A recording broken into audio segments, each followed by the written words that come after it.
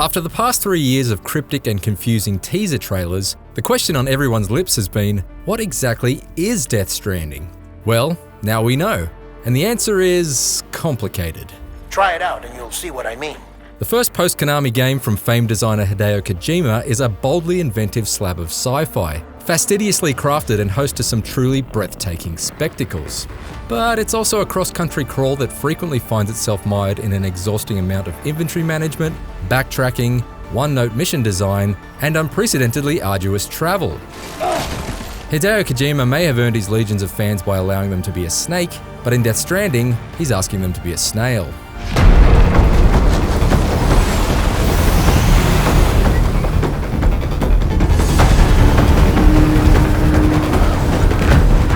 The Death Stranding in question is the name given to a cataclysmic event that only small pockets of humanity, the Monster Energy Drink Corporation, and a social media-inspired status system have survived. Thanks for your help. You are Sam Porter Bridges, a post-apocalyptic postman played by The Walking Dead's Norman Reedus. He's on a quest to reconnect the isolated remnants of civilization and save his sister, and yes, that's a ghost-detecting baby strapped to his chest. Sam is allied in this pursuit by a quirky cast of characters with even quirkier names like Heartman and Die Hardman, and opposed by the wonderfully maniacal villain Higgs, who has an appetite for both licking faces and chewing scenery. Hell, seems like a fair exchange to me.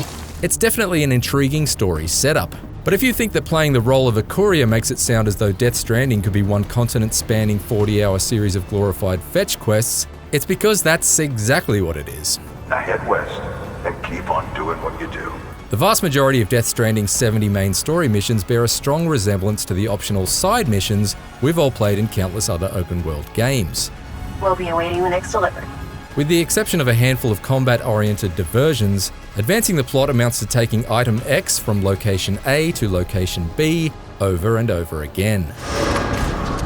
Beginning scan. Have a pleasant journey.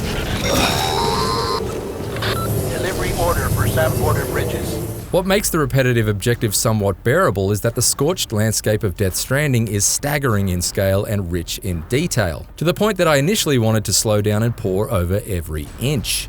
And it's just as well too, because I wasn't really given any say in the matter. The opening hours are so ploddingly paced that it makes the whole thing seem like a personal attack on the speedrunning community. At this point, we're all accustomed to walking through vast game environments carrying an arsenal of weapons and items, but Death Stranding turns what's usually a fairly effortless task into a grueling exercise in frustration, thanks to what is possibly the most aggravatingly literal inventory system ever conceived in a video game.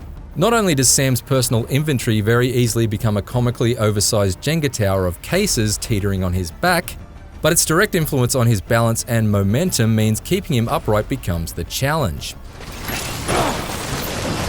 You're forced to alternate between holding the two triggers and wrestling to keep the thumbstick on an even keel, making the act of taking a short walk up a slight hill feel more like trying to push a wheelbarrow full of bricks up a flight of stairs. Slowing things down even further are the BTs, or beached things, which haunt the many rainy areas of the map. Sam is initially defenseless against these supernatural enemies and must crouch walk past them with bated breath.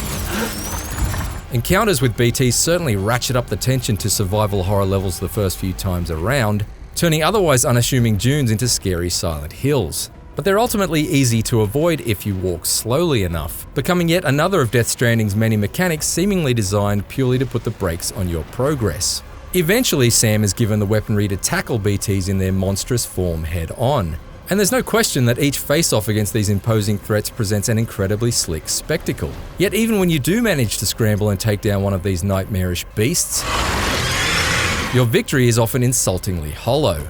Your reward is typically a handful of crafting crystals and the onerous task of picking up any of the cargo you had been carrying. It feels like being declared the winner of a food fight, only to find out that your prize is a mop and bucket.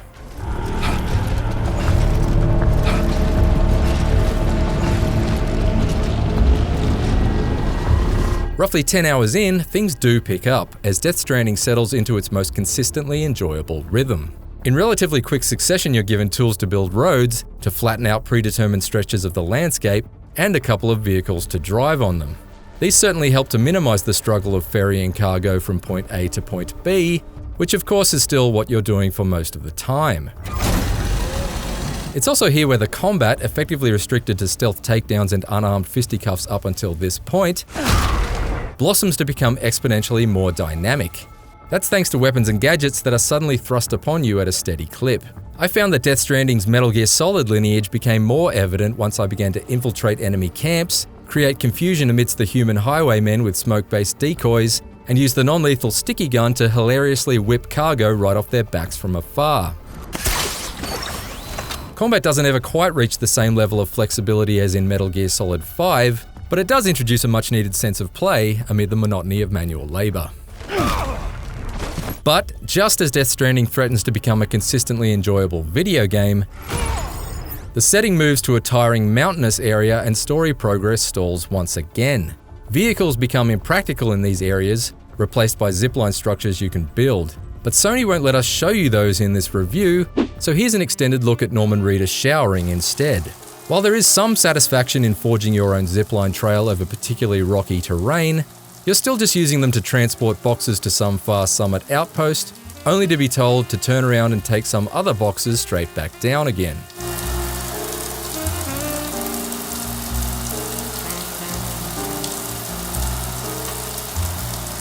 But Kojima Productions' willingness to experiment, for better or worse, is evident in all facets of Death Stranding, and its boldness is commendable.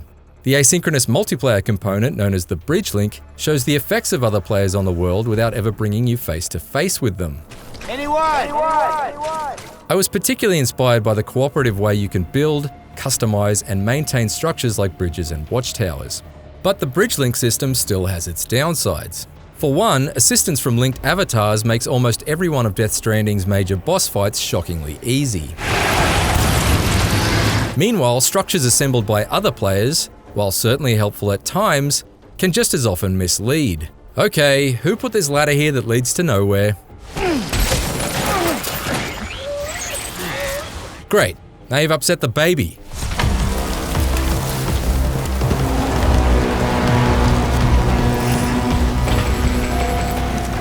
And yet, despite all of my gripes, I still found myself being pulled westward towards Death Stranding's climax. That's mostly due to the sense of nobility that comes from rebuilding a fractured America. So what are you waiting for? You put us on the goddamn grid? The pioneering spirit of finding out what exactly was over the next hill,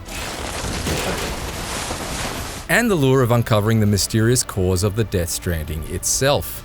Elsewhere, I was sustained by consistently sublime artistry and ingenuity, both great and small. That's not to mention all the cheeky fourth wall breaking nods and winks you'd expect from the mind behind Metal Gear. Certainly when ads for actor Norman Reedus' real-life TV show appear whenever Sam uses the toilet, it's clear that it's Kojima who's the one who's taking the piss. But you really need to work incredibly hard to enjoy a lot of it, because so much of Death Stranding feels convoluted and requires far more effort than it has any right to. Take the fast travel system. Let's say that you're here and you want to teleport to here. Well, first you need to walk all the way to here. Okay, let's speed this up a bit.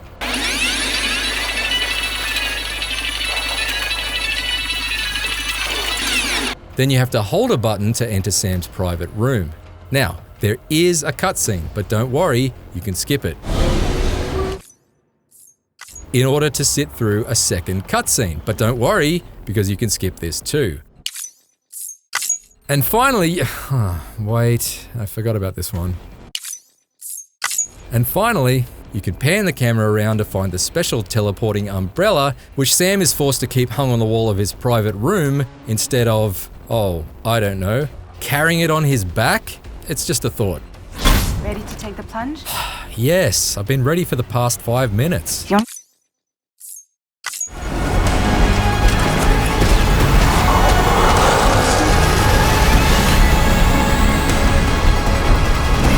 Certain landmark games in recent years, like The Legend of Zelda Breath of the Wild and Red Dead Redemption 2, have managed to successfully tread the line between the rigidity of realism and the exhilaration of pure escapism. Death Stranding possesses similarly lofty ambitions, inventive ideas, and a sprawling, spectacular map, but it's all been saddled on a backbone made of repetitive mission design and arduous traversal that simply can't support its weight over the full course of the journey. For more on Death Stranding, check out the opening moments and our graphics comparison. Now, if you'll excuse me, I've kind of been holding this since the start of this review.